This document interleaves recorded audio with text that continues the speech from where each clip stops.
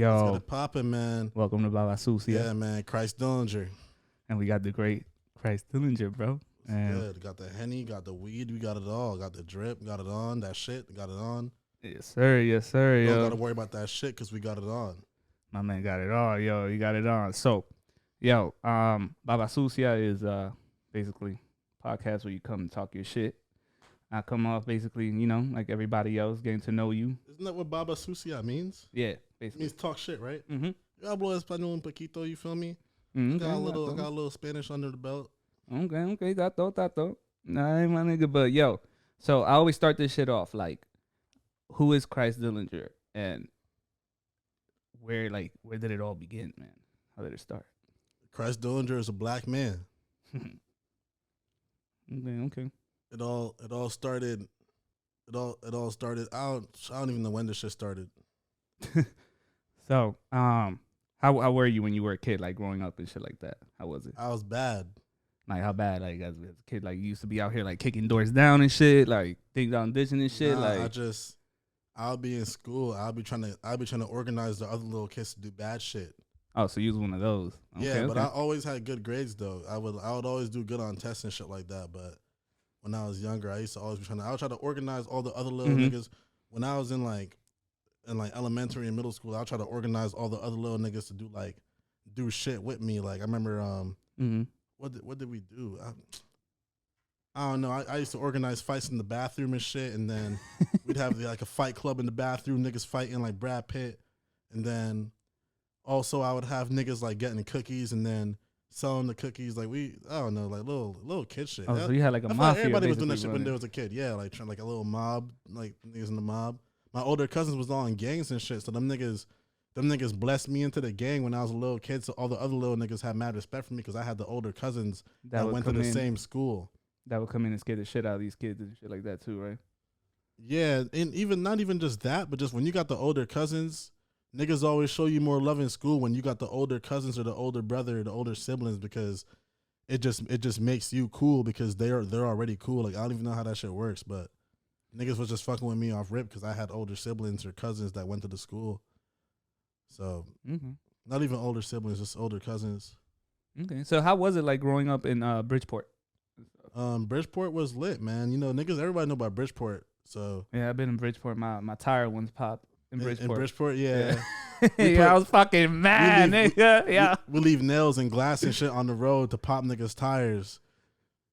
Oh, I guess that's what they did to me. But nah, bro, there was one time though I was driving and it was because we couldn't get the shit out. Like it was just stuck and we just needed like a tool or something, my nigga. It was like some shit like stuck in the tire. Nah, it was like like when you spinning the shit off to get the spare tire on. Yeah. The little shit, axle. The little shit to spin off. It wasn't coming off, and I just needed like a wrench or some shit. And I ended up getting a wrench from like a neighbor son. He just came down. We were like right next to the projects too, so I just got lucky. Which projects he was next to? There were what they look like? Okay, so there was like a train station, like you could take it. Looked like it was in like the regular train station, or like a light rail type shit. Like this takes you from Connecticut, from Bridgeport to like New York. He was by shit. Marina. Yeah, there was like some nice. He was next to Marina Yeah. Village. They knocked that shit down. Oh, they did. They knocked it down. Yeah, but that's exactly where you was at. Yeah, that's where we started. I guess they didn't do anything really to us because I had my quarterback. He was some 6'6", black like QB we had. Yeah, so they wasn't gonna really do much. Then my other roommate was a fucking running back. So yeah, I was like the only skinny like Spanish nigga in the car, like the one that was driving. But everybody else, they really wasn't gonna do scary shit. Yeah, nah, niggas. Like, what you gonna do when you see like a 6'6" nigga coming out that car? Like, yo, what's up? Yeah, niggas in Bridgeport don't really fuck with big niggas like that. But how was it growing up, like as a kid and stuff? And like you said, you were like. You was crazy. You was probably like, I wasn't crazy. I wasn't crazy. I was just bad. Were you like bad amongst the kids, but like when the adults were like in the room, you kind of kept your cool and calm, or were you also just as bad in front of them too? You didn't give a fuck. Like, fuck I wouldn't really say that. I wasn't crazy. You know how some niggas is like crazy, like like Famous Dex. He's a crazy nigga. When he was a kid, he was probably bouncing off the walls and shit, and like had to that little nigga Ritalin. There'd be niggas that be like eating crayons, eating crayons and shit like that. Like, I'm not like one of those niggas. I'm the type of nigga like I thought I was an adult when I was a child. Damn. Because like when I was growing up, I spent a lot of time without my parents. So My grandma was the one that mostly took care of me when I was a kid. So I thought I was already an adult because I was just so used to just like taking care of myself that when I got to school, I just like I felt like I just had, you know, like all the other kids felt like my little niggas type shit. Like, cause I just already felt like I was so grown. Like I was getting Chinese food from the store for my little sister when I was like already a kid. When I was like a kid, when I was like 10 years old, I was getting Chinese food for my little sister from the store across the street and shit. Like I had already been like staying home by myself. Like, you know how niggas be like, oh, your parents supposed to like leave you home by yourself. My parents left me at home by myself every day. So I was always by myself pretty much and just like, so I have a question, my little though. sister. Speaking how you said about like your parents, so you basically grew up all by yourself, like you just did this. Like my mom is a nurse. Oh, okay. So she worked literally 24/7 all the time. Okay. My dad, a plumber, construction worker. Oh, okay. I thought you meant like they nah, but left, when I was in Jamaica, when I was in Jamaica, my mom had me with my real dad. He was never really in my life. I don't really know him like that. So he kind of just like skedaddled off rip. And then my mom, she left me in Jamaica when I was born. She went to America to try to like set up a better life for me. She knew if I stayed in Jamaica, things wouldn't have been good for me out there. So I spent from when I was like 1 to when I was like 7, I was just out in Jamaica with my grandma. I saw my mom probably like once in that time span. Oh, that explains a lot, man. She came to visit like one time. Bro, but that explains a lot about you. How you said, I was a grown adult, bro. I was doing shit. So this was when I was around other adults, when I was a child, I would talk to them like I was an adult. Oh, so when you were in Jamaica, right? Like, so the whole childhood, like before you got here to America, like that's how you were, like you were raised basically. Because that's like what I seen like in all Caribbean countries. Like all the kids are like fucking grown as shit. Like I was in the yard, like literally in my fucking cousin's stepdaughter comes in like mad grown as hell having a conversation with me. Like, yeah, man, I go to school and stuff. It's like, it's like casual shit. I was like, girl, you're having a better conversation than the kid would over here. Nah, for real. I swear to bro, my cousin, swear to God, nigga got pussy. He was 9 years old. What? Swear to God. I believe it. Nigga got pussy. He was 9 years old. I believe that though. I swear to you. In Jamaica, I swear to you. I remember. Oh, man, they must have thrown him the wildest party in the world. That nigga was a little nigga. I don't even know how that shit worked, but I know that he just had mad bitches already. At the age of 9, nigga had bitches. I could believe that. But one thing that I will also say though is, would you say that shaped your style, like in making music and doing that, like your style of music, or were you always into music, or was that like a thing that as you got older you decided to do? I always was into music. I was more into like instruments and shit though when I was a kid. I'm not from America, so I never really heard rap music until my stepdad put me on a rap music. And you know how it is with your stepdad when you a little nigga, you just be trying to like not fuck with anything that nigga has to say. So I just was not fucking with my stepdad pretty much until I was like I think like maybe like 12 or 14 or some shit. So pretty much I just wasn't fucking with that nigga because he was my stepdad. It's like, nigga, you fucking my mom, fuck you. I don't even know what you want. I don't know anything about you. I'm not fucking with you. When was the moment that you and him were like, yo? He took me fishing one day. Nigga took me fishing and we was out there fishing and nigga, we was just talking and shit and I was like, man, I fuck with this nigga. Nigga got me some food and shit. You know what I'm saying? Nigga was a cool nigga. I probably was sitting there like, damn, my nigga. I was like, this nigga's mad cool. I spent all this time not fucking with this nigga. He actually mad cool. He's showing me how to do shit. My music's popping and shit. Like his music taste too. Like he put me on a Gucci Man actually when I was my stepdad first showed me Gucci Man. I think I was like 9 or 10 years old. My stepdad loves music. He loves Southern music. He loves Tupac. Tupac is favorite rapper. As soon as you said he was fishing, he went fishing. I was like, he must be from the South. Yeah, nah, he's from Alabama. So, and he would bring me down there too every summer. Bring me back to Alabama. So that's why I got like a lot of like Southern shit in me because I would spend like my summers in the South and then the rest of the year I'd be up in Bridgeport and shit. So he took me down there. I met like his family shit in the South and they was all mad cool. And I was like, man, I've been hating on this nigga for mad long. I'm gonna just fuck with this nigga. He seemed cool. And that's when I started fucking with rap music because he had always been trying to put me on the rap music and I wasn't really trying to hear none of that shit because, it was my stepdad. I'm like, nigga, I don't fuck with nothing you fuck with. I was trying to just like keep fucking with the Jamaican shit. And then I started fucking with rap music when he had put me on to the Gucci. I was like, yo, I fuck with this Gucci nigga. This nigga's different. And then I pretty much just became like a Gucci stan from that point on. I would just listen to nonstop Gucci. And then, yeah, nigga just put me on to the Gucci. The Gucci shit just like kind of shaped me from that point on. And then I got into Kanye like a year later. Let me ask you a question. Was Tyler, the Creator, a big influence with you as a kid? Honestly, no. I'm not even going to lie to you. I have never hit play on a Tyler, the Creator song. Never? Never. Damn. And people are always saying like, yo, you remind me of Tyler. Yo, Tyler, the Creator would fuck with you. Yo, y'all got to collab. And like, I fuck with his music. I've heard I heard his album with DJ Drama. Mm-hmm. I really fuck with that shit. That's one of the best albums that's ever come out in all of rap music. I never listened to that Igor shit though. I didn't listen to it. It didn't really seem like it was gonna like fit my vibe. But that shit with him and DJ Drama that he got the Grammy for, that shit is one of the best albums to ever come out. I'm gonna tell you something. That shit is a work of art. You need to listen to Igor, bro. You need to listen. Give Igor a try. Yeah, that shit don't really seem like it's my cup of tea, my nigga. Bro, I'm not gonna sit here and tell you you would look at me and be like, nah, you don't look like a Tyler, the Creator fan. But I'm like, I've been a huge Tyler, the Creator fan from like mad long. And then I saw you and I heard your music and then I was like, yo. Everyone says that. You know what's funny though? I don't really listen to Tyler, but I do fuck with mad Odd Future niggas. Like I fuck with Earl Sweatshirt heavy. Me too. One of my favorite rappers ever. I fuck with Sid and the Internet. That's one of my favorite groups ever. Yo. I love the Internet. I like Cocaine. Sid. Yeah, and fucking who else is it from? Fast Lane too. What? I'm trying to think who else from Odd Future I fuck with. I fuck with that nigga. What's that nigga? Left Brain. Oh, Left Brain. Fuck with really Left good. Brain too, but I have never hit play on a Tyler, the Creator song ever. The first time I ever listened to his music, I was on YouTube listening to Kanye, and that Call Me If You Get Lost album came on by the algorithm after. I let the first song play, ended up bumping the whole album.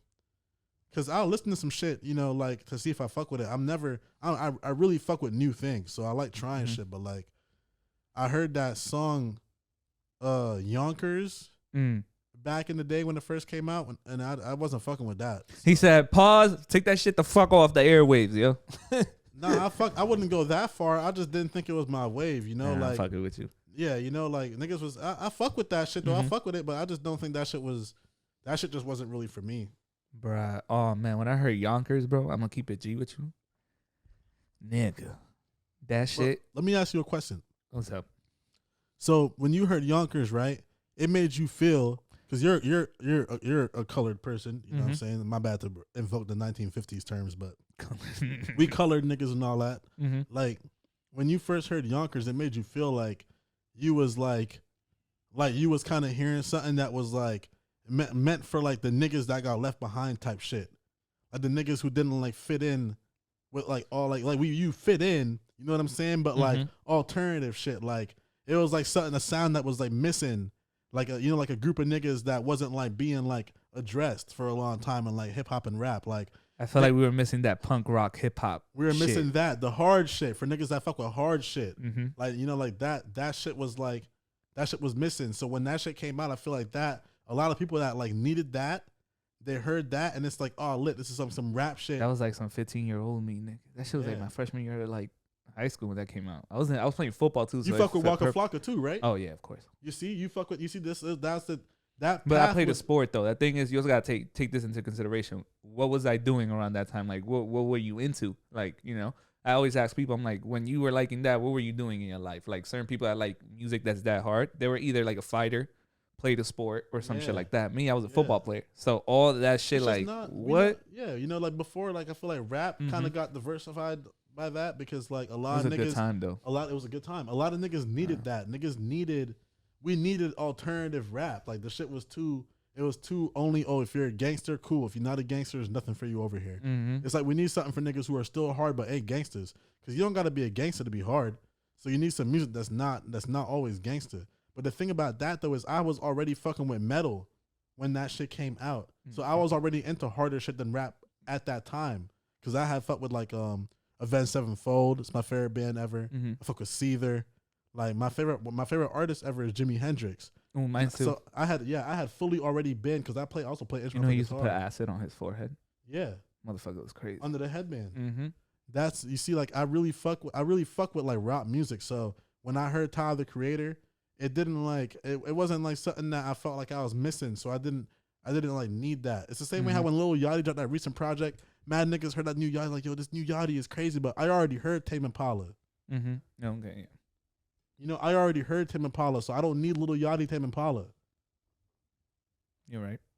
You feel me? That's how I felt about Tyler the Creator. It's like, I already heard Papa Roach. I don't need Tyler the Creator. You know, like I get where you're coming from now. I get it. Now I understand your logic in it. You're like, I already heard this rock. I don't need this hip hop rock shit. That's why if I want to go listen to it, I'll go listen to rock. Yeah, but then when he came through with that DJ drama shit, and I felt the mixtape game, how like, remember like Dat Piff? Like when I was listening to rap, I was on Dat Piff. I was on shit like that. I was really listening to mixtapes. Like I wasn't like, I listened to like hit songs and shit and like, you know, Total Request Live and BET and that shit. But like, I was really a mixtape nigga. I was on Dat Piff. I heard Cabin Fever, Wiz Khalifa, the Currency, Wiz Khalifa shit. What's that so fly shit? You feel me? You see how you said that? Oh man, that's how real rap niggas feel when if you mac and cheese, all the Coke Boys shit, like so high in the sky.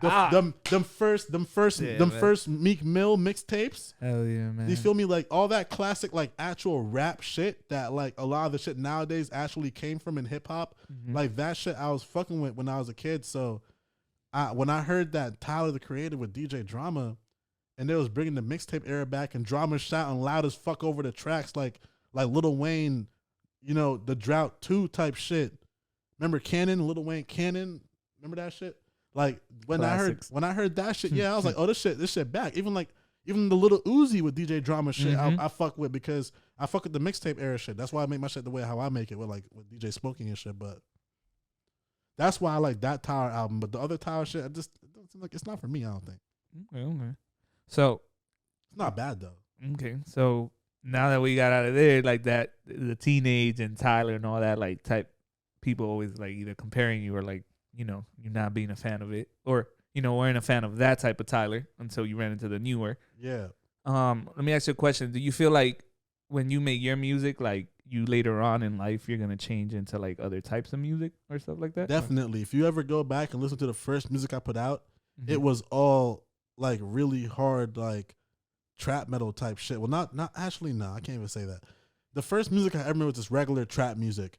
I was just rapping about selling Xans and heroin and coke because that's just what I was doing. So I just was making music about that. The second song I ever made, I think, was called Zan Man. My first ever song is still on the internet. It's called Well Damn. There's a video for it. I made the song and made a video same day. That it was just a song about just like fucking like robbing niggas and trapping and shit. But a lot of my music that I made right after that, a lot of it is just like hard like trap metal shit. I made a lot of super hard, dark trap metal shit. I was like living in Miami for a little bit. I don't know if you ever heard like Little Slump or like Swami Uchiha, like, but I was with those niggas. I was rapping with those niggas, and I was with those niggas. You ever heard of Skater Montez? No, not them. But I heard of the first one you said. Little Slump, right? Yeah. I used to be in a group with him. Me and him used to like live together, and we used to all make music together. We was in a group called Hooverish Golf Boys, and it would be like really dark trap, like almost like Space Ghost Prep type shit. That was when SGP was my favorite rapper. I think there was a whole year where I didn't listen to anything but SGP. Why is that though? Why was he? Because I just like, really fucked with his music. I spent probably like a year, maybe even longer. You can ask niggas too that know me; they'll tell you. I really only would play SGP all day. Also, SGP in between 2017 and 2020, he would drop like 5 mixtapes every month. So I didn't even really have time to listen to nothing else but SGP. And every mixtape was fire. Every song was fire. He was going crazy. It was the craziest run I've ever seen from any rapper. Besides Gucci Mane between 2012 and 2020. But that SGP run was crazy. So I definitely make different music now than I was making back then. But I kind of always rap the same way that I rap now, just like different. Like I've kind of always been rapping the same way, and it's funny now because I kind of like I stopped making a lot of trap metal shit because like that shit gay. No offense to gay niggas, but like fuck that shit. But like, you know, like fuck the trap metal shit. I only want to make rap music, so I just make rap like right now. Like I'm trying to be like, you know, like not trying to be like, but you know, like I'm a rapper. I'm trying to rap. Like a lot of times I just find like doing the trap metal shit, like niggas will like put me in like a box, or like I would find myself around all these niggas that like I don't even belong around, like, cause like I don't know, like I feel like it's like Cardi made a bunch of hard ass songs when he first came out. You hear old Cardi, it don't sound nothing like what he's doing now. Exactly. But you know, he was on tour with Slug Christ and shit, and like you know who Slug Christ is? That's a real old, like, you know, like SoundCloud nigga, but like Cardi was with those niggas back then because he was making harder shit back then, but that's not who Cardi is now type shit. And not to like, I'm just using him as an example. I don't, you know what I'm saying? But it's like, I made that shit then, but who I am now is more refined. I just decided to just keep doing the shit that I was good at. The shit that I was not the shit I was good at, but the shit that I'm best at, you know? Like, and just making like actual like rap music because no one wants to rap anymore. Everyone's on some other shit now. Everybody's on that. Yeah, it's everyone's like auto-tuned and rage and shit. I'm just trying to rap, bro. I'm trying to spit bars. I don't know. Bro, I could deadass. I've looked at rappers and I'm like, yeah, nah, bro. Like, I fuck with you because I'm like, I just always want to get to know. I'm the type of person, like, when I interview people, I get to know them. I'm like, I just want to get to know you as the person. Like, I want to know who you are. Like, that's cool. Yeah, you got your music, but I'll let you tell me about your music because that's why you made it, for you to talk about it and then explain it to people and shit. I could hear it. I've heard it. It's an ashtray in here. I don't want an ash on the couch. Yeah, I think there is an ashtray. It's like Lily. Is there one over there or? Oh, got one right there. Appreciate you, bro. You trying to hit the joint, bro? Me fire it up. I'm gonna take this coat off. This coat warm as hell. $1,000 coat, warm as fuck. Yeah, I was looking at you. I was like, yo, you wildin' with the coat.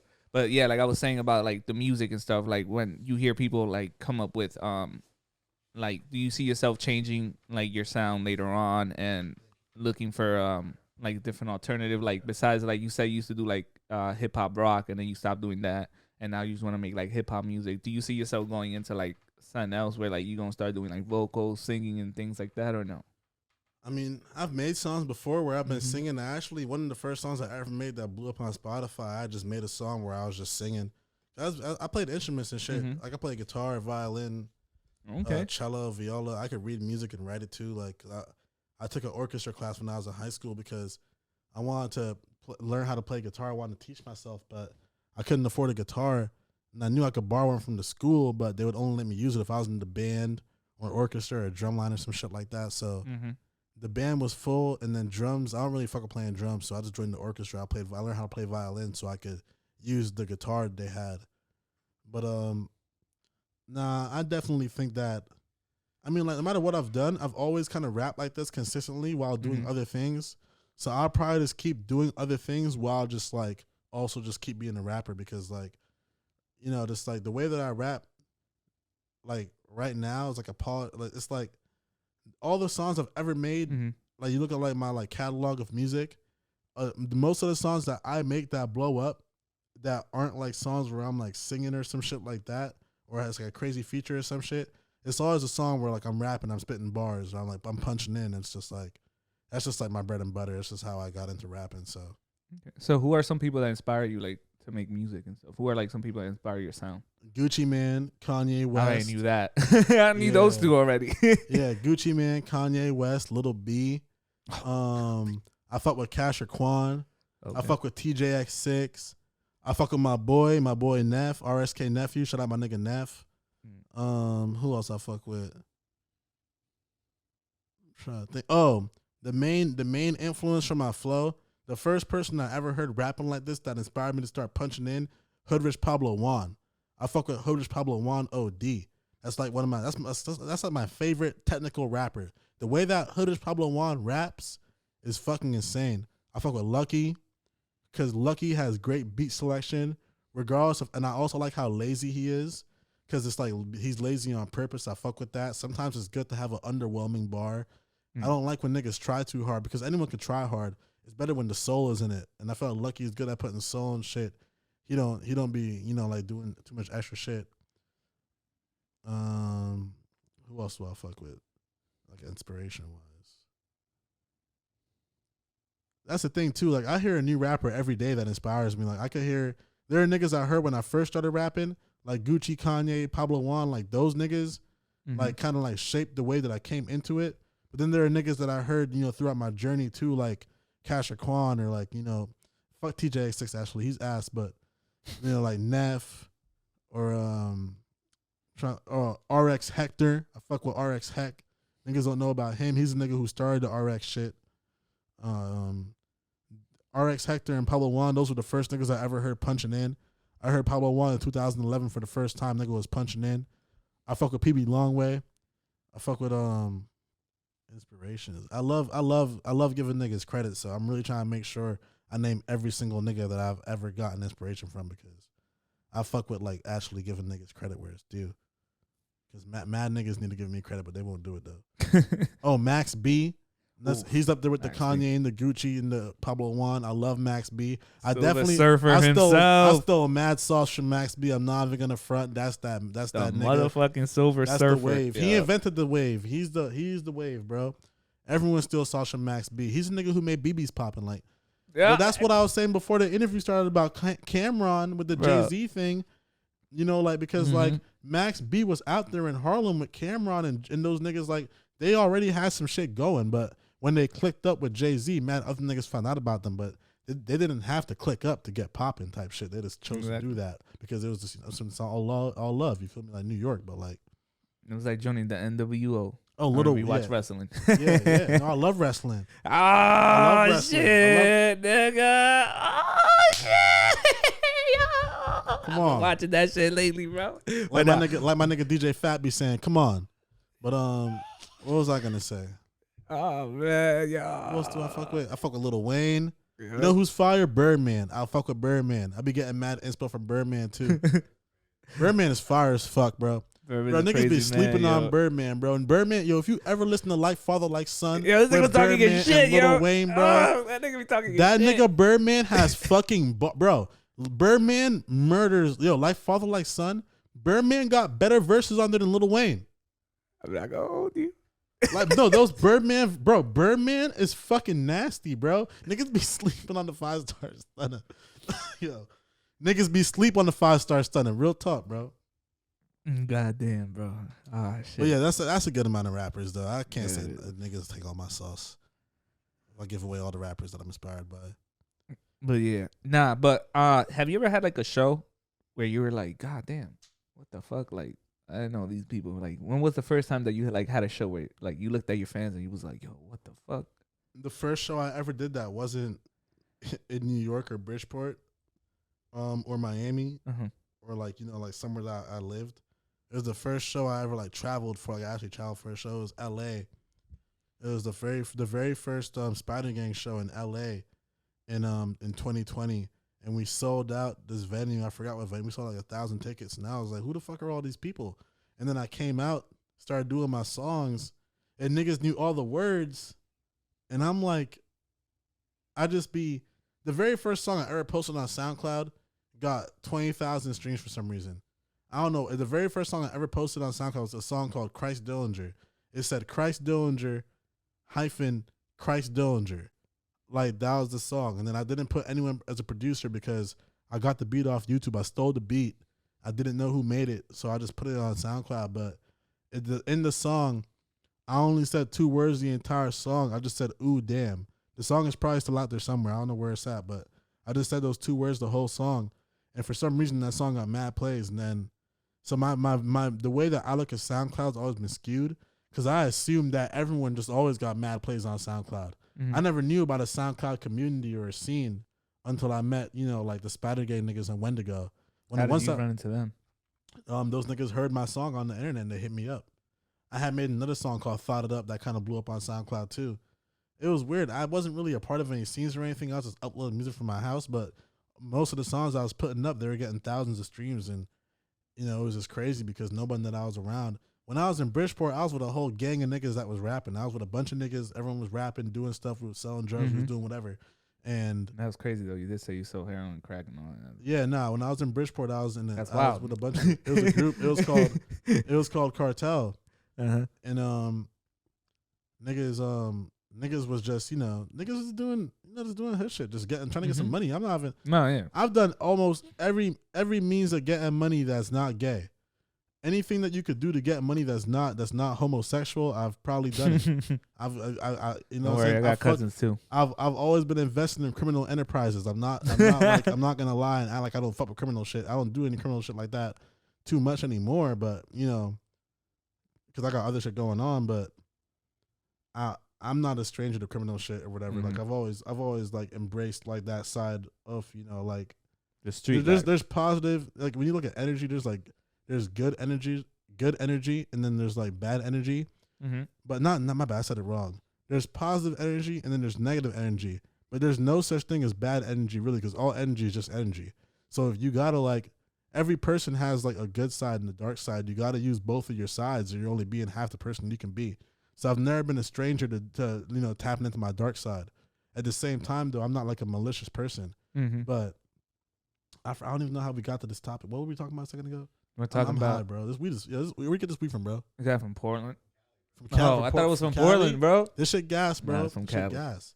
Now we're talking about fuck, hold up. We were talking about you and the crew, the Spider Gang crew. Oh yeah. So when I was in Bridgeport, I was with my older brother. He had like a gang, and I was in his gang. But everyone was rapping in the gang. There was a bunch of us, and we was just making music and shit and just doing shit.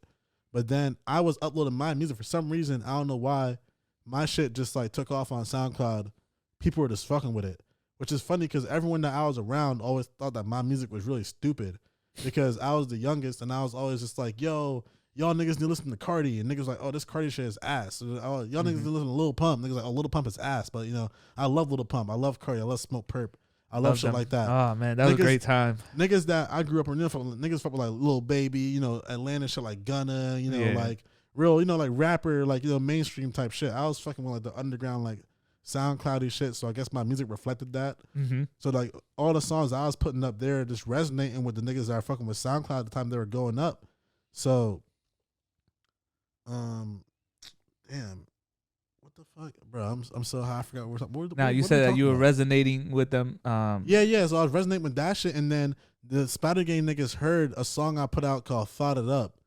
I put that song out, and it was going up on SoundCloud, and then this nigga Wendo hit me up. He didn't even hit me up on no Spider Gang shit, to be honest. I didn't know anything about no Spider Gang or nothing, none of that shit.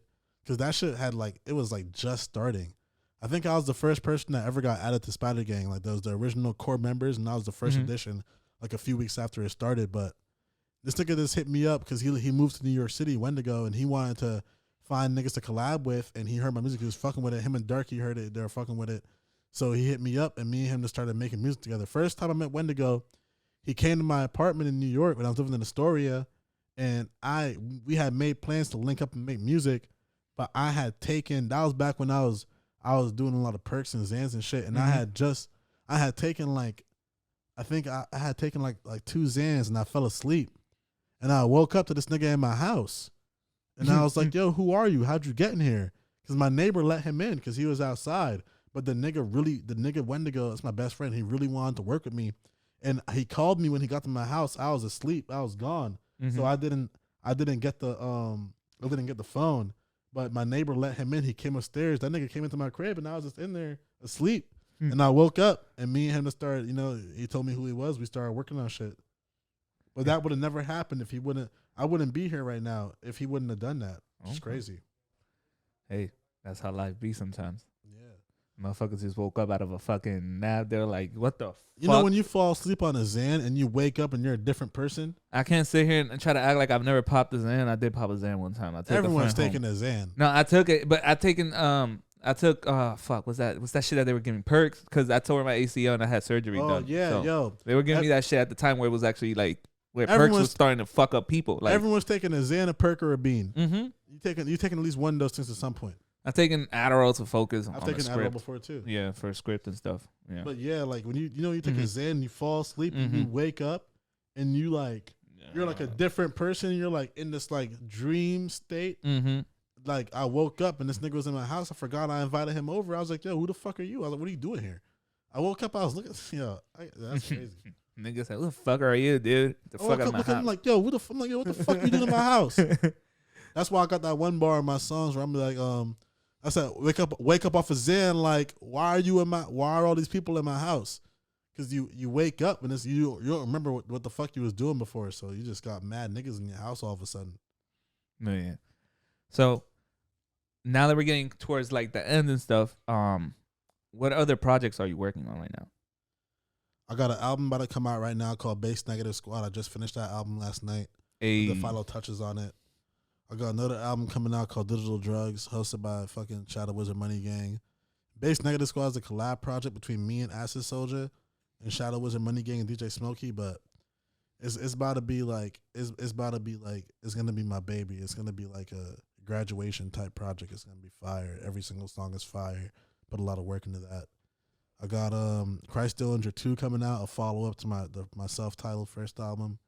That album's finished. I'm just trying to put like I'm just trying to put some of the songs on that project are like years old. So I'm trying to make sure that I really got like every song on that one is like gonna like fit like the same energy as my first one. But I got another album coming out. It's fully produced by Freddie Dredd. I haven't thought of a name for that one yet, but that one is finished too. I just finished that. It's also hosted by Shadow Wizard Money Gang. And then I got another album. It's a collab album with Danny G. I got like a million albums. Mm-hmm. I got a collab album with Danny G that we just started working on. I got 2 songs down for that.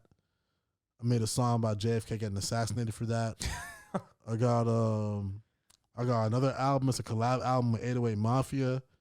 We got 1 song done for that we did in New Zealand with me and Matt Ox and 808 Mafia Perps.